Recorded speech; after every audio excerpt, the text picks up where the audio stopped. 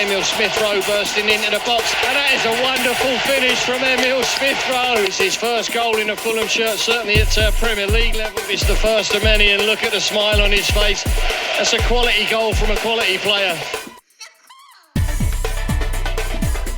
Hello everyone and welcome to the That's So Craven podcast, your one-stop shop for all things Fulham. And we're back to discuss the disappointing cup exit last night at Preston. And we'll also take a look forward to the game against Newcastle at the weekend. So as you'll hear, it's David Crave standing in from Jack again today. So I must have passed the audition, hosting once again. And I'm joined today by the pod daddy himself, it's Elton. How are you, Elton? I've been called some things in my time.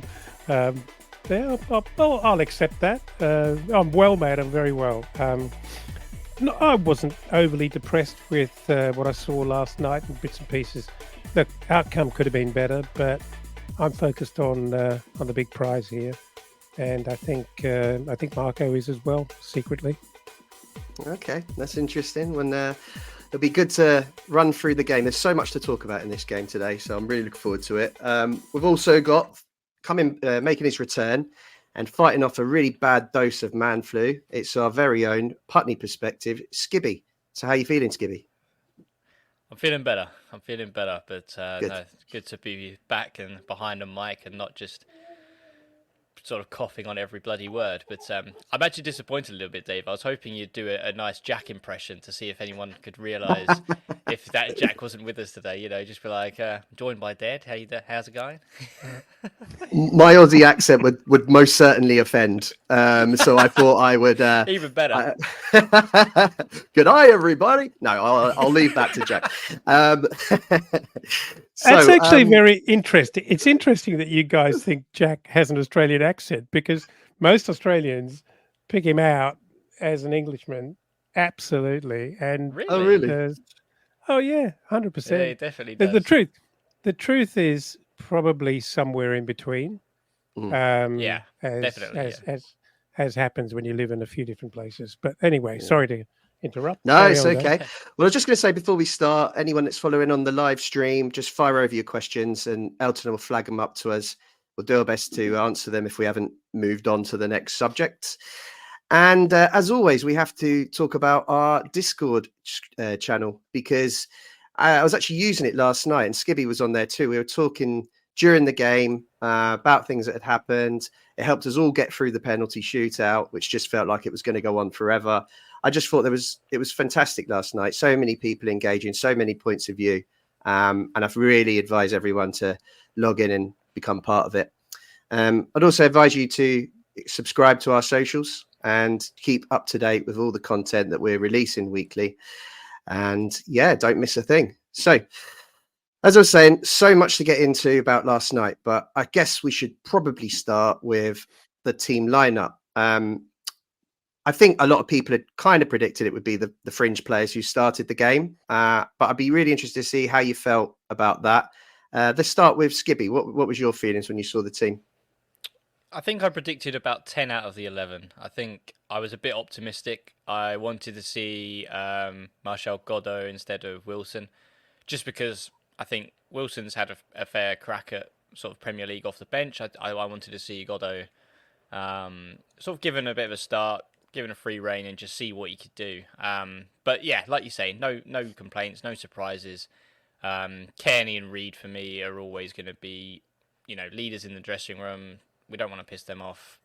They're not going to be involved in many Premier League games, therefore the Cup is kind of their competition. So I know there was calls for King to come in, but I think you'd piss them both off if you started to play a 17-year-old over your club captain and probably your vice captain as well. Still a very strong side. I think we've talked about this in the Birmingham game in the previous round, that that team could potentially do a job. In higher Championship, very much relegation favourites, I guess, in the Premier League, but still a very strong squad where you had Castagna playing, Diop, Cuenca, sort of Sessegnon. That back line is probably like a lower Premier League back line, but it is still Premier League quality there. So I think we all had that kind of optimism going into this game of this team should have enough about them to take the game to Preston, control the game, and get our names into the hat for the next round. Mm. But as we found out, but not to be. But hey, a decent lineup as it were. Yeah, decent lineup. Only one real change from the first game that we had at Birmingham, which was obviously Jay Stansfield coming out and Reece Nelson coming in. Elton, what were your thoughts when you saw the lineup? Yeah, not many surprises at all for me. I think the really obvious one was going to be giving our number 9 another opportunity to fire, and I think there's probably a whole podcast in that topic. I wasn't expecting to see Anderson. I think he's proved he doesn't need any more time and preparation. Yeah, it was question mark as to whether Berger would start, and I'm glad he did. Surprises? No, I don't think there were many other surprises really for me. Yeah, maybe the only surprise is that it went to penalties, I guess. yeah. Well, that's true. Particularly how the game kind of panned out. It was an interesting first half, I thought. It was end to end at times. They were getting in behind. I think we had the majority of the possession, but they looked a real danger on the break. Particularly Josh Bowler, who just seems to turn into Lionel Messi whenever he plays against Fulham. So he gave Cess a difficult time in the first half going forward. And we'll talk more about Cess, I think, in his second half display. But just wanted to get your thoughts, Skippy, on how that first half panned out. And in particular, I think, the goal and your thoughts on that. Yeah, I think the first half went exactly how I expected. We were on the front foot. We were getting into good spaces. We had chances. I think Harrison Reed probably, from memory, had the best chance. Cross from the left, a great pullback. He was on his own on the penalty spot. You almost wanted to think if that was Kearney, Wilson, someone with a bit more composure about them, a bit more finesse, that was going to be a goal. But unfortunately, Harrison Reed is one of those players where he scored. I think is it one Premier League game. And there's a reason for that, which kind of shows, unfortunately. Love Harrison Reed, don't get me wrong, but it's just that feeling I have around him. But I mean, yeah, like you say, Bowler had Cess kind of on the back foot, and Cess did show his, I guess, what's the word, his vulnerabilities in defending. That he's not great one-on-one, gets turned inside out. You want a player like Tete or Castagna who can stop the cross. And unfortunately, he didn't stop the cross, and we paid the price. It's all a bit messy, the goal, for me. I think even sort of stemming from they give the ball away. Diop, I think it cannons off one of their midfielders. Diop steps up, tries to play a pass through to, I think it was Kearney. And it takes a deflection off the defender and then falls to Preston player, who then gets it out wide. Bowler has Cess on toast, gets a ball in, and then you just want to think, Berger, you need to get a bit more oomph on that clearance, and he just sort of lightly touches it to the edge of the area, and it's just one of those where he hits it very cleanly. It goes into the bottom corner. Keeper's got no chance. For me, 9 times out of 10, that goes either straight at the keeper, straight at a defender, or over the bar wide. But he just hits it dead true, straight in that bottom corner, and there's not much you can do about it. But I mean, Fulham, we had a good thing about us was just the attacking intent, and I think Nelson was key to that. And I really liked Nelson. I think I saw some comments which was, he just dribbles into nowhere. But for me, there wasn't a lot happening in front of him that he was having to, get hold of the ball, just get at his man, get past him, and he was cutting inside and doing all the right things, but unfortunately the shots just weren't coming off. And I think Preston, to their credit, they defended well. There was, I think, a shot for Nelson, Sessegnon, I think Wilson had one as well, where they were just throwing their bodies in front of it. They were defending for their lives, and you know what, we go in at 1-0 at half time, and it's just one of those things. almost like a freak goal, I want to say. But, Fulham were in control. Probably very unlucky to go in at 1-0 down. I think 0-0 or even in the lead would have been fair. But, hey, you don't take your chances, you're not going to score. So going in at 1-0 down wasn't the best, but hey-ho. Yeah, I tend to agree. It was a game that, the first half felt very much like Fulham were the aggressors, but Preston looking a real threat on the break. They also had that other opportunity, didn't they, when Bender actually pulled off a fantastic save. Yeah. Elton, your thoughts on the first half showing? Well, a lot of interesting points that you sort of pulled up there, Skibby. On Nelson, he's exciting, isn't he? Every time he comes out, he shows he's got something, and there's a huge amount of promise there. It's a shame he's not ours, but I did hear that there's some workings in the background to try and convert that into a permanent deal. Don't know if that's true or not, or if what an exclusive. That's so great an exclusive, everybody. Yeah. I didn't even make it up. I actually did genuinely read it. In terms of a response or a kind of a response to the criticism of the fact that he dribbles into nowhere, I'm not having that. I actually think that he runs very directly, and I like the fact that he's always heading for the box. And you can't have too much of that because he's very dangerous. He's tricky. And if you take him on and get it wrong, there's a big problem for defenders. So I'm not sure that's entirely fair. I think he does actually have shots. He's got pretty quick feet as well. I think he's a overall and genuine threat, and I think that's pretty harsh and incredibly picky. I'm not sure why someone would be so critical of him in his style when he's doing something that very few other players at Fulham in this squad are doing right now. What's the problem? In terms of unpacking that goal, that first one that went in, I was enjoying the pictures you were painting, Skippy. I was wondering how far you were going to go back, actually, because you were actually painting the whole build-up kind of longer than I could remember it. The boys came out of the tunnel. The ref blew for kickoff. Yeah, pretty much. I was really only going to talk about Bender's kind of less than average, slightly underwhelming clearance. I mean, he actually did try to put his foot through that. It just didn't come off. He sort of scuffed it. I think the idea was right. So it wasn't like he was too minded about it. I think the idea was right. He just didn't really pull it off, and it went straight to the man in a dangerous position, who, as you said, executed really well. So it's hard to have any complaints. The other thing I think is there's a bit of a crowd out there giving Bend a pretty hard time, and I think it's a bit unwarranted. I think he made one very, very good save off a close range header. Really good reactions.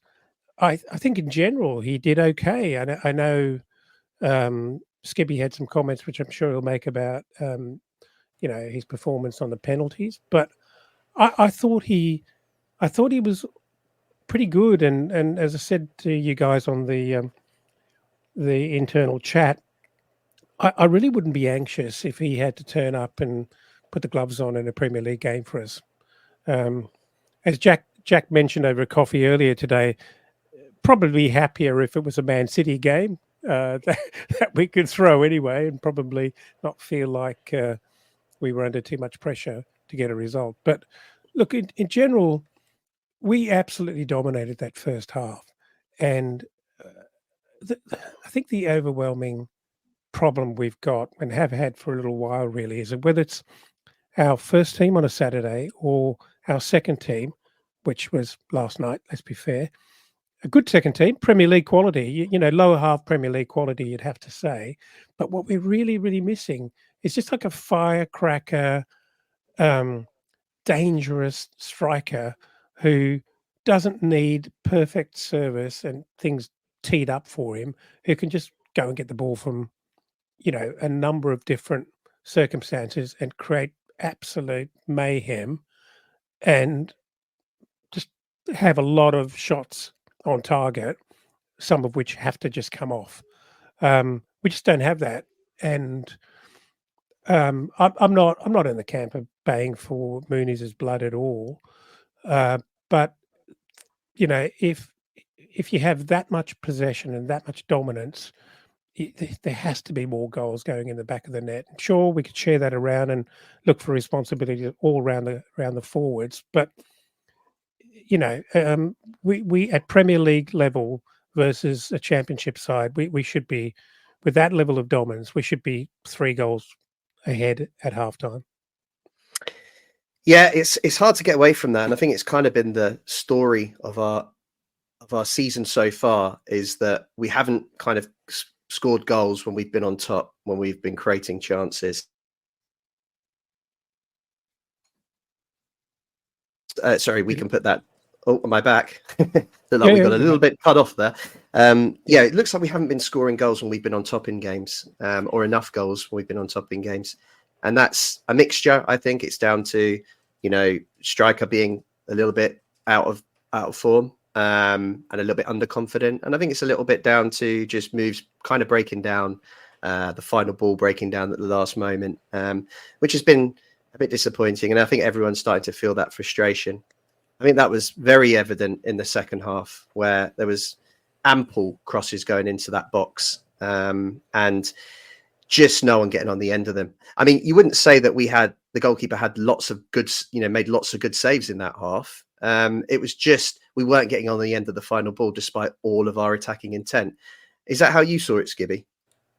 Yeah, absolutely. And you're right on the money. The crosses that Sess in particular was getting into the box were absolute class. Like first time volleys across the 6-yard box. Keeper was in no man's land. You just wanted someone just to get a toe on it. And I think it would be really unfair for me to blame the striker in that instance, because Mooney's was in and about the box. Most of the time, he even had 2 men on him, if I'm honest. And the way that we used to play, I would say, last season, is that we would have, a centre attack in mid and potentially a number 8 crash in the box. So, Pereira was always in and around, and Lukic in the whenever he played with Polina would be in and around the box just to sort of get on the end of something, which we saw against Spurs. And last night, I was seeing that Tom Kearney and Reed were not really on the ball or even had the legs to get into the box, that we were kind of pushing Nelson more centrally. So Sessegnon could overlap. Nelson would then be a bit more centrally, but he's a winger, so he would be sort of left side of the centre, if that makes sense. So we just weren't getting bodies in the box, and I think that's something that we are potentially going to see even with the normal starting lineup that we have in the Premier League. So Smith Rowe, we know that he loves to sort of sit on the wing, cut in a little bit. So I know that we saw in pre-season that he was being that poacher, but we need to have that. Basically, just get bodies in the box. That's all I'm asking for. If you're asking questions of defence with a really nice ball in, you just want someone just to make that run, get something on it, get a toe on it. Even if you can get a toe on it, it then come off a defender, go in. You cause this carnage. But if you're not committing those bodies forward, which I don't think we did until Smith Rowe and Iwobi, and I think even Lukic came on, that we should start to see some carnage against Preston. But I thought it was quite easy for them just to let it run across, and I won't blame Muniz. Like I said, he had 2 men on him most of the time. I mean, yeah, you could say they're Championship defenders, but as we know, Championship defenders are big brutes, so they're gonna give him a tough time. So, but like you say, we got the balls into the box. Muniz had chances.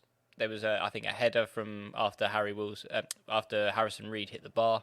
Yeah, great save. It just is what it is. Just not falling for him. But I think for me, it's those players around Muniz need to really help him out, crash the box, as I say, and try and make something happen. But I didn't really see that from the midfield of Reed and Kearney that we had sort of for about 60 minutes of that game. Yeah, and the one time that we managed to get on the end of something, it was Nelson had actually come inside and crashed the box just as you were describing. So if we'd have seen a bit more of that last night, and then we scored, funny enough. So I think if we'd have seen a bit more of that last night. Yeah, look, there's been a lot of talk following the game about, you know, certain players and, you know, who really kind of put pressure on the manager now for a first team appearance. And a lot of people are kind of calling out Muniz, saying, you know, we need a striker. He's not good enough. For me, I, as I said on X last night, I still back Muniz. I still think Muniz, he's off form, clearly. He's a little underconfident. But I still respect his hold-up play when he's on the pitch. I think he does a really good job of flicking the ball on and bringing others into play. And I really, truly believe that once he gets a goal, he'll be off and running. But at the moment, it's just not falling his way. And I thought it was unfair to kind of put all the blame on him last night. I thought, as Skibby said, others could have helped by getting into the box and getting on the end of crosses. Elton, your thoughts on the second half and in particular the goal? Obviously, Reece Nelson's first of the club. You were talking about him earlier. It's pleasing to see, you know, a winger that we've just brought in get on the score sheet so early. Yeah, and also pleasing to see Cess getting an assist. And that's a decent reward for, as Skippy mentioned, you know, a number of good crosses coming in, and he did okay going forward. His defensive work is probably a different issue and another subject, but no, look, it was a good set of reflexes and reactions, I suppose, for the goal. I'm actually, yeah, look, I still think we should have got more out of it. We should never have ended up in that position of having to go to penalties. But if I can just sort of step sideways here, Steve Reynolds, following along on the live stream, actually brought up something which I thought is an interesting point. And he says, I'll read it out. He says, should we not play reverse tactics and start with the top 8 players and try and get the goals and then look to taking them off? And I think it's an interesting question. Obviously, you know, it's a question of do we want to go on a cup run and chase some silverware, or are we using the cup game for slightly different purposes, or is it a mix of both? And I think we started out the conversation saying that both Tom Kearney and Harrison Reed would probably create mayhem if they weren't started and given certain opportunities to play. And it, you know, I'm like anyone else. I'd love to go on a cup run. We did pretty well in this very competition last year, right? We progressed very, very well.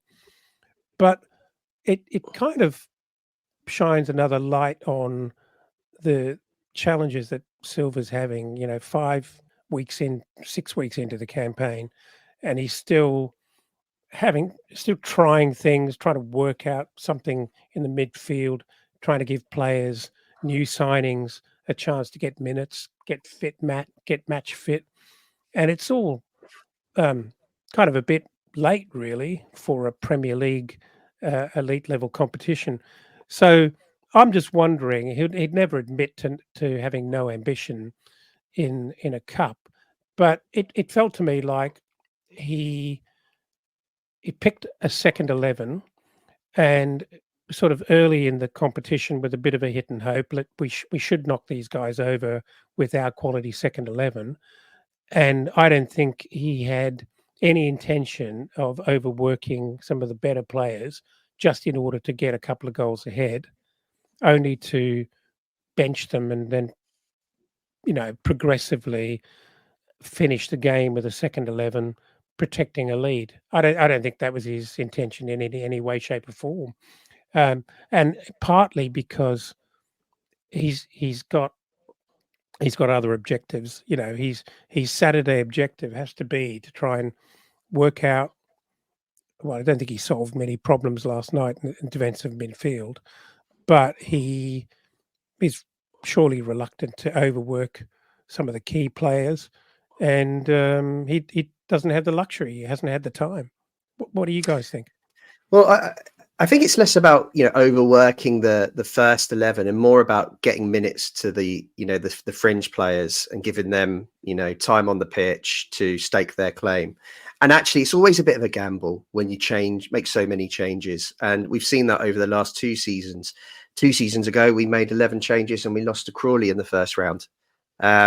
Last season, it worked. We managed to get through a couple of games against championship teams, and then we started introducing the first teamers. So it's a gamble.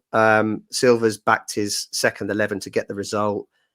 I think it was the right move, although, of course, in hindsight, you could argue we're out of the competition. But I think on another day, the amount of chances we had last night, we should have done enough to get through. Preston offered nothing in the second half for me. And unfortunately, it went to penalties, and we all know what happened. Skibby, what did you think? No, you're spot on, and I think there's also an element of sort of dressing room man management that Kearney, Harrison Reed, they wouldn't stick around if they weren't going to play. So to prevent them from leaving the club, and then us having to find more fringe players, you'd have to promise them that Carabao Cup, you're in, don't worry about it, or up to certain round, okay? So to sort of please those kind of players that, that is important for them to come in, and more importantly, give people like Lukic and Andreas who have played in the Premier League, give them a bit of a breather. But, I mean, look, Preston North End sitting 23rd in the Championship shouldn't have been a problem for people of the team that we put out. So I see what Steve is saying in terms of we could just go out with the same 11 and make the changes, but Marco's got a squad. He's got to use that squad. He's going to trust that squad, and he put trust in them last night. And I think they were relatively unlucky. I mean, we hit the bar. Keeper made some saves, and like I said, they defended really well. Once you bring in Smith Rowe and Iwobi with, I think, was it around 30 minutes left? So if you look at our front four, it was Nelson, Smith Rowe, Iwobi, Muniz. That's enough firepower to bring down most, I would say even Premier League teams. You'd be able to ruffle some feathers and get a goal. So I don't think there was any problem in the squad selection. I think it was just a problem with the actual performance on the night and not being as clinical as they can be. But look, we got the goal. Nelson, great that he's got up and running. I mean, realistically, we huffed and we puffed, and I don't really remember a real clear chance after that, if I'm honest.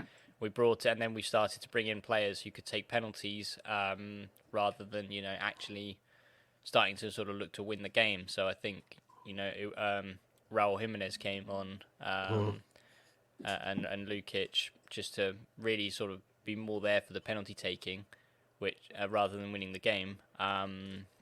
Because at that point, we had enough firepower on the pitch. It didn't work out, and then we had to go to plan C, which was penalties.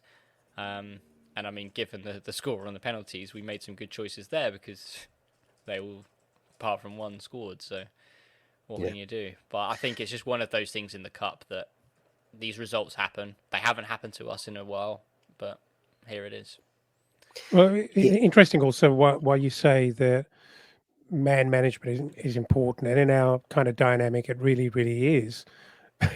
But if you lose early doors, you're actually taking away a cup competition where those fringe players can no longer play. And So they it's only a have pretty themselves to blame. fine. Yeah, well, maybe you got to sprinkle in a bit more talent a bit earlier on, is the point I'm making, to ensure that we do stay in the competition so they can have more minutes. But they've got to be able to do it. There. Yeah, no, I agree. You have to say it's an underperformance for that particular lineup against a championship team really struggling at the moment. So I actually think they, certainly in the first half, I actually think they defended very well, and blocked a number of challenges that could easily have, or opportunities that could easily have resulted in goals or something more threatening than it ended up being. But yeah, interesting.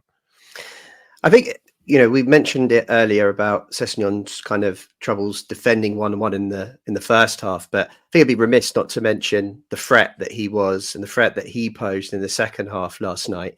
I thought he was excellent, just constantly causing them problems down the left, getting Absolutely. balls in, dangerous crosses in. I mean, it said to me very much so that this is a left winger. It's not a left back. I hope the club start to realise that, because I just really quite excited by his performance last night, and it was so much better than what I saw at Birmingham. So wanted to call, and highlight that. We also talked about Reece Nelson again, another exciting performance last night. Great at carrying the ball, just seemed to stick to his foot all night long. So again, there was positives there, but I think it's just so disappointing how we weren't able to, as we said at the start, take advantage of all the opportunities that we had. And then, of course, we were met with the penalty shootout. And my word, I mean, I've never seen a penalty shootout go round. I know it's happened, but I've never seen it. And it just felt like it was going to go on forever. I mean, stunning penalties, as Skibby mentioned. What were your thoughts, Elton, obviously disappointment, but our approach to the penalties was the right one, do you think? Oh, I think they were flawless until it wasn't, But it is one of those situations when you get that deep into it, something's going to give, and you're going to be pretty unlucky at that point. I thought, geez, Jimenez can take a penalty, can't he? He's pretty. Wow. He's very, very good. Pretty cool. And a couple of guys surprised me. I think Lukic, Berger. I thought both of those guys, it's not out and out strikers, took a pretty good penalty. A number of people, even Bender's penalties were pretty good, frankly. Top corner. Let's not miss out Issa Diop's penalty either. Well, that was a banger. I loved it. Yeah, that was the most Brexit penalty technique ever. Just Julian Dix just hit it hard and true, and it will go in. Like, if the keeper got in the way of that, he would have carried on into the net, I think. Yeah.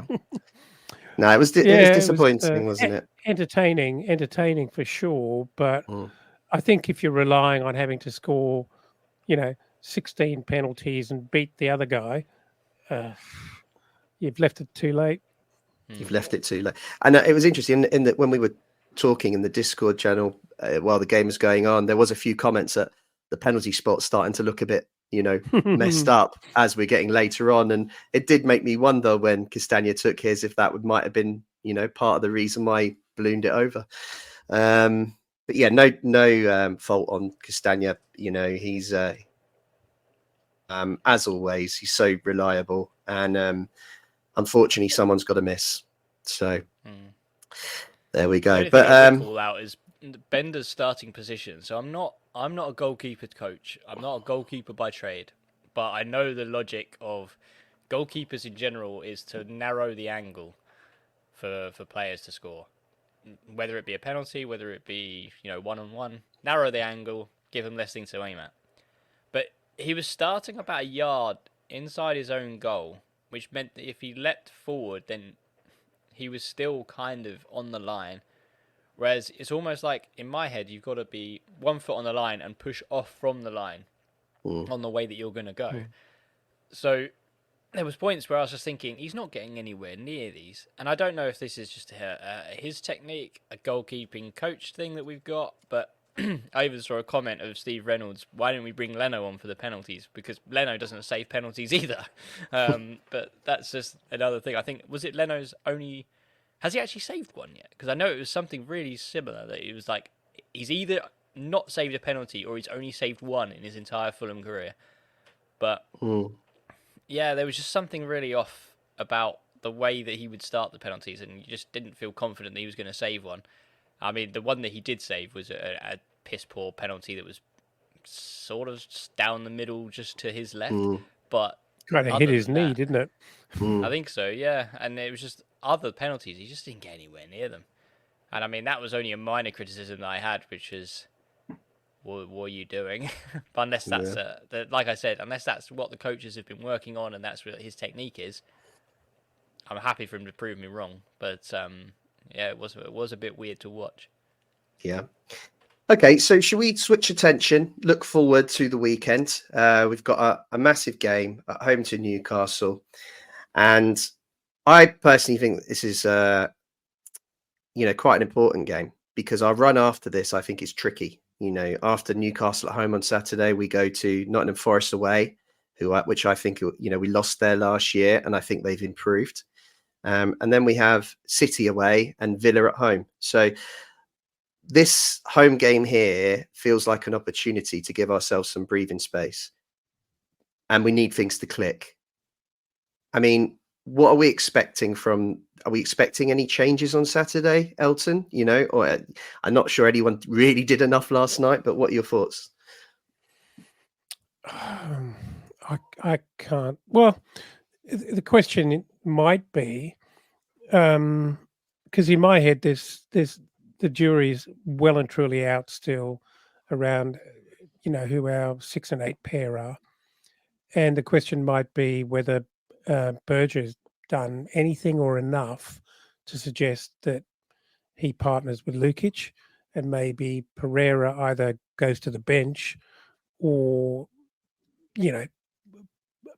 is positioned somewhere near the 10, just behind the 10, alongside Smith. I don't know what Marco's thinking. I do know that he's I think he's fairly conventional in his approach. So I don't think he's going to pull out something crazy. But I do wonder where. I mean, if Berger's got to feature in the starting lineup eventually. It has to be the plan. We paid a lot of money for him. We didn't pay that money to have him on the bench. So is it Lukic? Or Lukic is making a much better argument than Pereira for being selected in midfield at the moment. However, kind of incomplete that puzzle still looks, because just the fact that he's playing well doesn't mean the pairing is going to work. So I think I wouldn't be surprised if Berger starts on the weekend. I cannot see Adama being dropped, and him not travelling last night almost confirms that he's going to play on Saturday. Surely Nelson starts. Starts on the left. In place of Iwobi? I think he displaces Iwobi. Okay. Interesting. See, I again, I'm going to predict an unchanged lineup. I got it wrong last week. There was a big surprise in there, not with Anderson, but with obviously Muniz being rested for Raul Jimenez. But I feel like he might stick with the same team and use Nelson as an impact player. And only reason I think Berger may not come in just yet is just from his post-game comments last night, which he just kind of said, we're glad he got another 90 minutes on his step towards, starting a game in the Premier League. And it just suggested to me that he's maybe not quite there yet. Skibby, do you think there'll be any changes?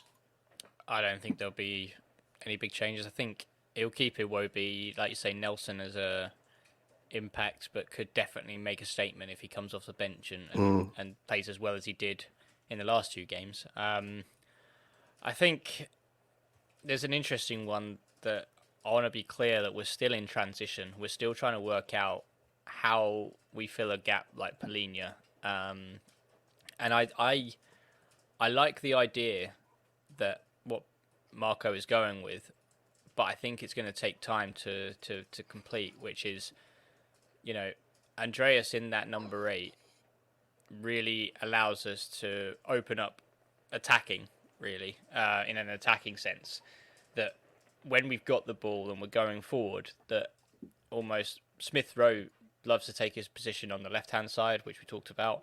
So you almost have a flat 4 that like Man City play with. So you've kind of got, I think Man City have, the 2 wingers, and then they've got De Bruyne and Bernardo Silva in the middle behind Haaland. And I think what we're trying to do is something similar, that, we've got Iwobi, Adama, and then you kind of got Smith Rowe and Pereira behind Muniz or Raul, whoever it be, and then you've kind of got Lukic sitting there sitting just to mop up anything that comes back at us. And I think if Andreas gets a bit sharper, I mean, I've seen the sloppiness, but I have also seen the good that we can do in those positions, which is if he picks up the ball, looks for Smith Rowe, looks out wide, and actually uses it a bit better than he has done in the last couple of games, then I think that is a tactic that's worth sort of investing in. And I think that is what Marco's trying to achieve. But it's just the fact that Andreas hasn't particularly been as quick on the ball. His decision making's been off. We saw it from the get go at Manchester United, that if he could just pick up the pace a little bit and get that ball out of his feet a bit earlier, and we can move into that position, then we might actually be onto something. And the thing that's holding me back here is that we talked about Berger being the number 6, but can I see Lukic be that number 8 that moulds into a number 10? I'm not so sure.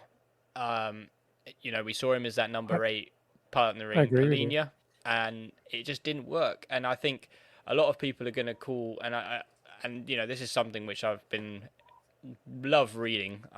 You could tell you can't see me, but you can probably tell by my voice. But I absolutely love reading all the scapegoating that's going on. That Andreas isn't good enough, Muniz isn't good enough, and we're 4 games in, like Jesus Christ, guys. We've literally lost one massive puzzle piece of the team in Polina, and it's going to take time.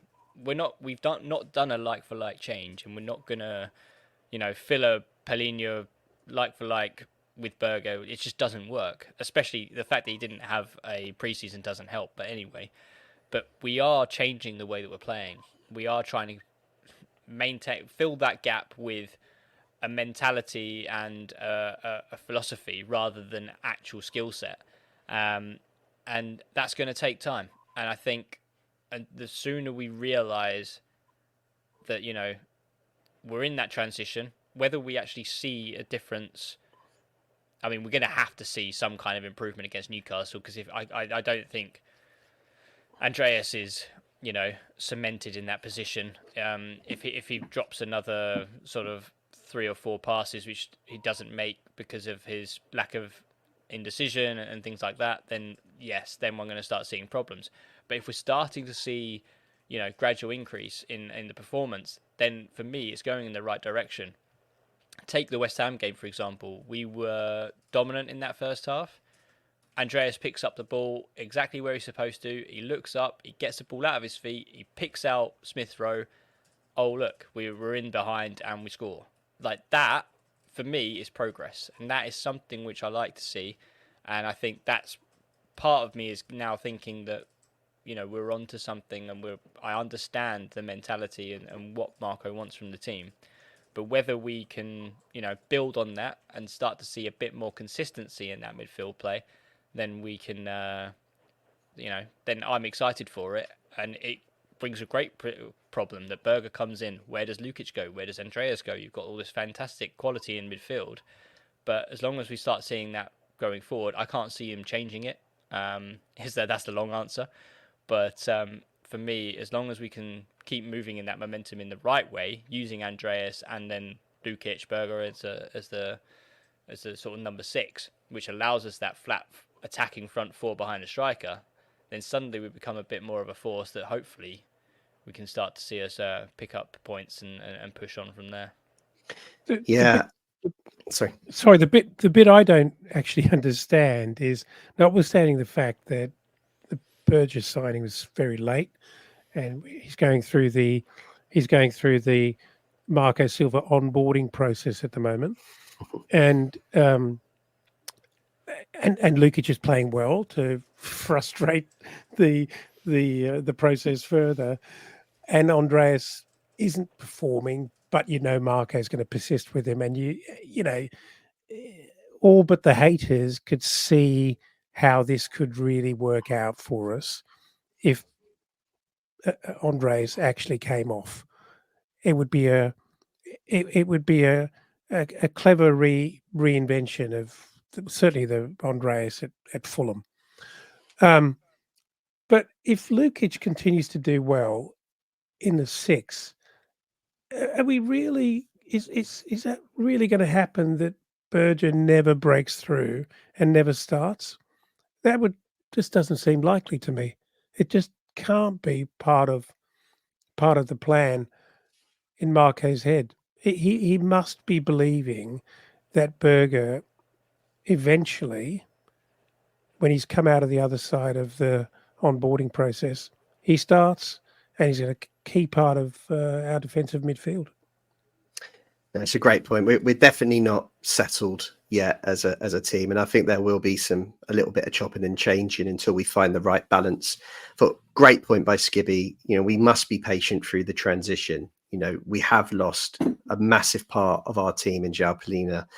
And also, I think, Anderson's only just broke through last weekend at centre-back. Last year we ended the season with Tosin, who was as we all know, the ball-playing centre-back. And Anderson's only just come in, replaced him. And on Saturday, we saw the benefits of that. So we just need to be a little bit patient and allow for things to develop and come together. But I suppose on the flip side of that, you don't get a lot of time. I mean, Newcastle, I think, will be our biggest test so far at home this season. Unbeaten in the league. We've got the form guide up at the moment. And yeah, they've got a great record against Fulham. We've struggled against them notoriously. I do think we owe them one, and I think it's time that we put that right. But things are going to have to click. And I think if they don't quickly on Saturday, I don't think Marco will be scared of making some quick changes. What's your feelings on Newcastle heading into this game, Skibby? They're not the force that they were. I think they've had a bit of a sluggish start to the season, if I'm honest. I watched the Forest Cup game, and Forest were all over them. And they really struggled to sort of deal with the press. And like you say, and the results on screen, the Southampton, sort of Bournemouth, Forest, Spurs, Wolves, it's all very tight, all very narrow. They're not, running away with the game. I think as part of a fantasy football, I put Isak in. Thought he'd be an absolute monster, and he hasn't been.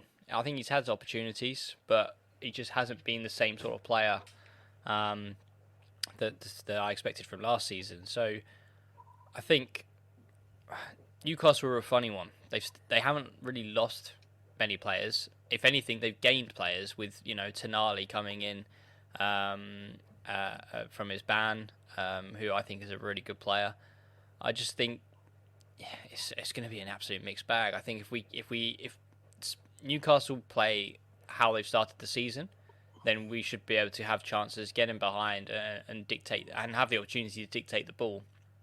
But as I think we talked about before we went on air with the Wolves game, Harvey Barnes just picks up the ball and just scores an absolute worldie. They've got that quality. So you've got Anthony Gordon, Harvey Barnes, Isak, real game-changing players. If we can keep them quiet, then I don't see why we can't come away with the result. But it's just historically when we come against Newcastle, I think the same thing happened when we played them at St James's Park last year. Was we started the game really well. I thought we really took the game to them, and then as soon as Jimenez got red carded, absolute shift in the actual performance. Yeah. And the same thing at home. My cousin was in the Newcastle away end, and because I was sitting in the Putney end, we could have a chat at half time. And he was like, "Oh, you're all over us. You're going to walk away about 3-0," and we lost 1-0. And that was just absolute typical Fulham against Newcastle. And I'm not even brave enough to really speculate how this game's going to go. But I think we've got the right chance if we play how we can play. And I think the faltering Newcastle sense is something we should definitely play on. But I don't know how it's going to go. No, it feels like another tight one. And, even as confident as I am in our defence now, without the inclusion of Anderson, they're going to be tested on Saturday like they haven't been at home so far, with the pace of Isak, Gordon and Harvey Barnes. And it does feel like another opportunity for us if we can take our chances. And that's the big question. Elton, your thoughts on your prediction, I suppose, on this one? What do you see? Do you think that we can get the win here, or another tough game? I'm still back at your opening comments actually about this fixture, and I think you're right on the money for saying it's a really important game because there are 3 really difficult games after this. And I suppose 2 observations here. If you look at the last 5 games for Newcastle, haven't scored a ton of goals. Our defence is, I think, probably the shining light at the moment. The one part that we are settled. If you look at it, yes, defence, midfield, and goal scoring threat, our defence is by far the most efficiently performing unit at the moment. So, all these guys are pretty very, very seasoned and proven Premier League professionals against the very best. I'd actually hazard a guess in saying, and so I'm okay going into this game. Not that's not underestimating or disrespecting Newcastle's attacking threat. It's high quality, very, very high quality. Mhm.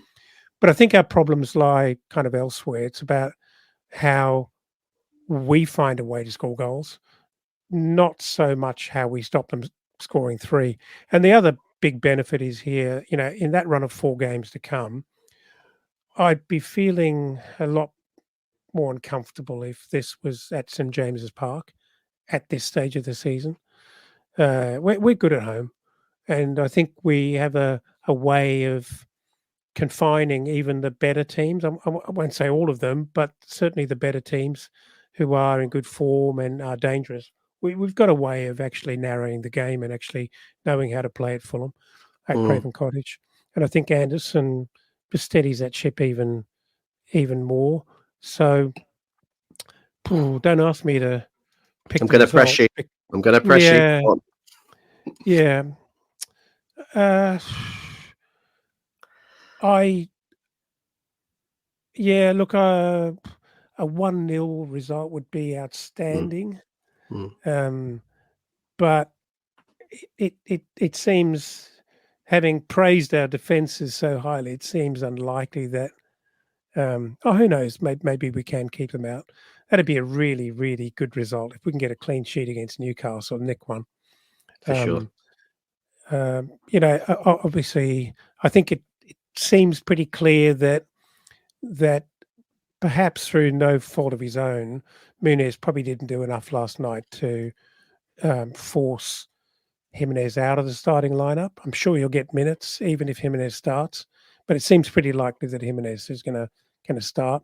Yeah. He'll probably score a bloody hat trick and then get red carded.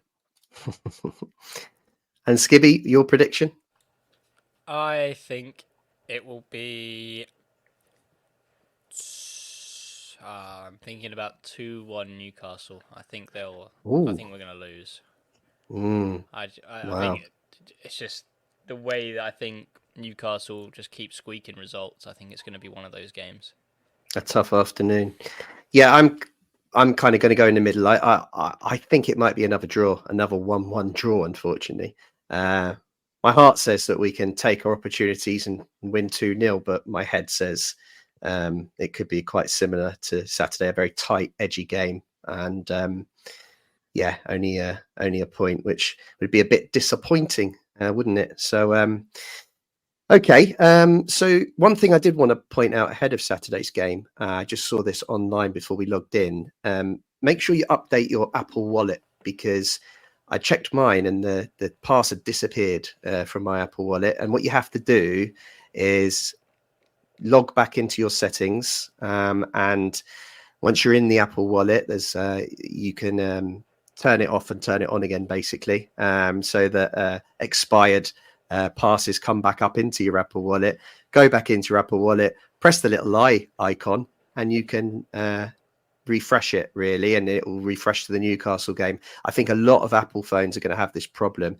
What we'll do, because that was quite a jumbled explanation, we'll put a little link on our social media channels after the game with how to refresh your Apple Wallet, just so you don't have problems entering the ground. Okay, guys, anything else we want to cover before we close the pod today, Elton?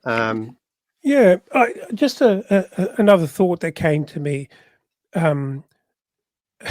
not to sort of be looking too far beyond this game, but let's assume we don't drop points here because I think a draw would be a pretty good outcome for us, to be honest. If we got a draw, I'm just wondering if we look a little bit further ahead, whether the shackles come off somewhat. The City, Villa, we'd expect to have really tough games, but it kind of feels like not a Marco Silva free hit, but he'd be saying, "Come on, guys, let's just go hard at these guys, see what happens, play, go out and enjoy yourselves, and really express yourselves."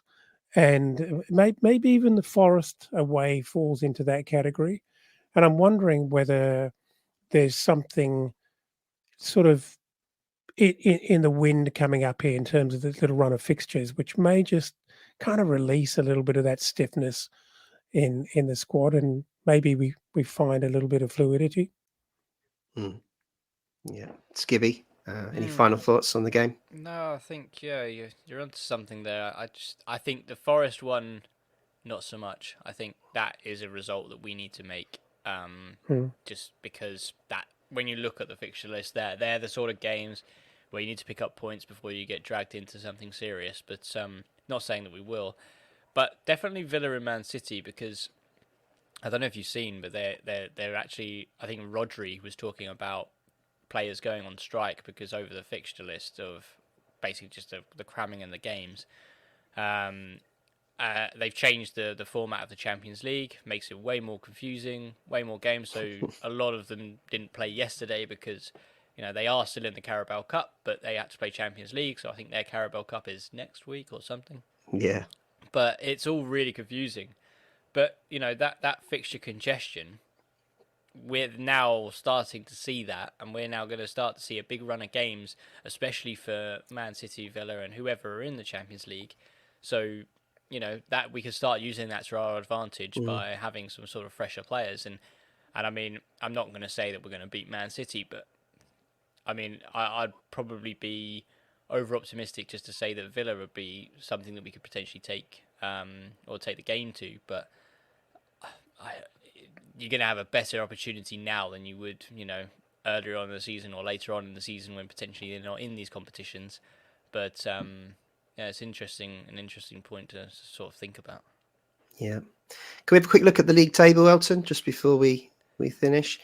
We obviously covered this on Monday's pod, and it is still very early to be taking too much from the league table, but we love 12. We do. We spent about 3 months at home now. Yeah. We were a bit lucky at the weekend. Teams below us didn't win. We talked about this on Monday and overtake us, but we need to keep these points ticking over, Elton, don't we? And win on Saturday would probably see us break into that top half. Absolutely. We do love 12. I wonder if this is kind of like a slide. We should play bingo and see how many times we can actually bring this slide up unchanged. I wouldn't be that disappointed if that's where we ended up, but no. Hoping for more. Just as a final one before we close out, I think one of the reasons I love being involved in this podcast is, a good life is a surprising life. And who'd ever thought that you were going to get iPhone, Apple Wallet tech support advice from David Crave on the That's So Craven Fulham podcast? Whoever thought? How good? I didn't even think that. I just thought it'd be a good reminder to people ahead of going to the game on Saturday to make sure they're not, get stuck at the turnstiles. But as I said, we'll pop a little note on the socials afterwards. I was hoping you were about to announce £1 beers again, but I think we might have run out of that now. Oh yeah, it'd be interesting to see if the club still do it. I suspect they won't, but we'll see. Okay, well. Of course, thanks for everyone on the live stream for joining us. Thanks to you guys. Thanks to Elton, and thanks to Skibby for their input today. I think make sure you please share the podcast, subscribe to the podcast, and like the podcast, because we want as many people in the Fulham community to be aware of the content that we're producing as possible. We mentioned the Discord earlier. It'd be great to get more people joining that. It's a great community that we're building there.